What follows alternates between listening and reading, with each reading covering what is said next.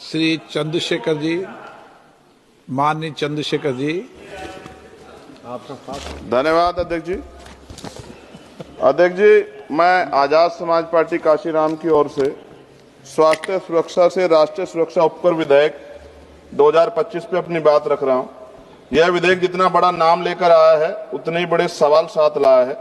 इस बिल का उद्देश्य राष्ट्रीय सुरक्षा और लोक स्वास्थ्य को सुदृढ़ करना बताया गया है, लेकिन इसकी संरचना, प्रावधान और भाषा में भारी अस्पष्टता है। अतिशक्तियां और राजस्व वसूली की प्रवृत्ति स्पष्ट रूप से दिखाई देती है। विधेयक का उद्देश्य स्पष्ट नहीं है, नाम बड़ा और दिशा धुंधली। सरकार कहती है कि उपकर राष्ट्रीय सुरक्षा और लोक स्वास्थ्य पर व्यय को पूरा करेगा, लेकिन कौन सी राष्ट्रीय सुरक्षा परियोजना, कौन सा स्वास्थ्य कार्यक्रम, कितना फंड किस योजना को मिलेगा, किस मंत्रालय को कितना आवंटन होगा, विधेयक में एक भी ठोस उल्लेख नहीं। इससे यह उपकर विषय वस्तु के बिना नाम मात्र का कर बनकर रह जाता है।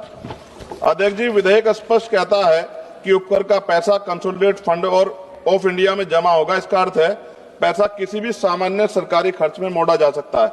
ना संसद में स्पष्ट हिसाब मिलेगा, ना जनता को पता चलेगा कि स्वास्थ्य या सुरक्षा में कितना पैसा लगा है। यदि पैसा कहीं भी जा सकता है तो इस उपकर का नाम स्वास्थ्य सुरक्षा क्यों? उत्पादन आधारित उपकर, उद्योग पर भारी प्रहार। इस बिल में मशीनों की क्षमता और उत्पादन पर उपकर लगाया जाएगा। इतना भारी उपकर छोटे उद्योग को समाप्त करेगा, मध्यम उद्योग को अस्थिर करेगा, लाखों परिवारों की आजीविका खतरे में पड़ेगी, उत्पादकों पर अनुचित आर्थिक दबाव पड़ेगा। क्या सरकार उत्पादन और उद्यमियों को दंडित करना चाहती है बिल लाकर? क्या अधिकारियों को अत्यधिक सख्त या भ्रष्टाचार का खतरा दोगुना? विधेयक में तलाशी, जब्ती, छापे, निरीक्षण, गिरफ्तारी और सख्त ऑडिट के विशाल अधिकार संयुक्त आयुक्त स्तर के अधिकारियों को दिए गए हैं। इससे अधिक शक्तियों से दमनकारी कर वसूली बढ़ेगी, व्यवसायी भय में काम करेंगे, भ्रष्टाचार और रेंट स्कीम को बढ़ावा मिलेगा।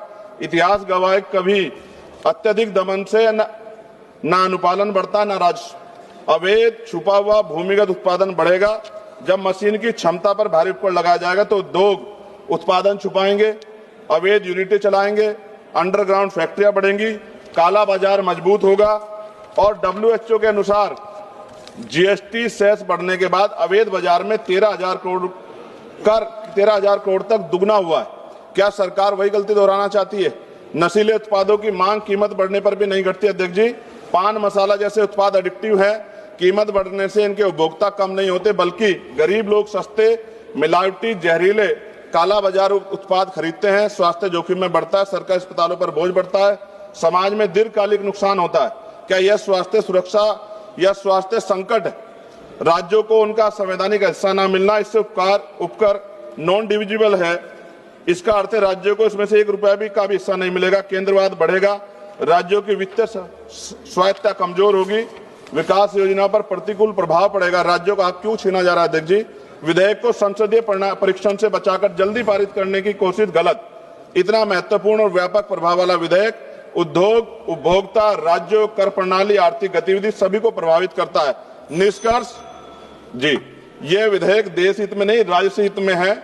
और माननीय अध्यक्ष जी, सभी तथ्यों को देखते हुए स्पष्ट है, यह विधेयक अस्पष्ट है, अनियंत्रित है, शक्तियां देता है, उद्योग विरोधी है, अवैध बाजार बढ़ाएगा, गरीबों को नुकसान पहुंचाएगा, राज्यों के अधिकार छीनता है और उपकर प्रणाली को अविश्वसनीय बनाता है। हमारी स्पष्ट मांग है, विधेयक को तत्काल प्रवर समिति स्टैंडिंग कमेटी को भेजा जाए, उपकर की दर, उपयोग और पारदर्शक ठोस प्रावधान शामिल किया जाए, कर अधिकारियों की शक्तियों को सीमित और जवाबदेह बनाया जाए, उपकर राष्ट्रीय स्वास्थ्य व राष्ट्रीय सुरक्षा पर व्यय हो, इसका कानूनी प्रावधान अनिवार्य किया जाए। इन्हीं शर्तों के साथ इस बिल का मैं विरोध कर संशोधन सहित पुनर्विचार की मांग करता हूं। अध्यक्ष जी, अंत में इस बिल को पढ़कर मुझे ऐसा लग रहा है कि देश की सुरक्षा में अब अत्याधुनिक हथियारों की नहीं, पान मसालों की ज्यादा जरूरत है। और हर चौराहे पे खड़े होने वाला व्यक्ति कहेगा कि देश की सुरक्षा में सबसे बड़ा योगदान उसका है। धन्यवाद अध्यक्ष जी। जय भीम, जय भारत, जय संविधान।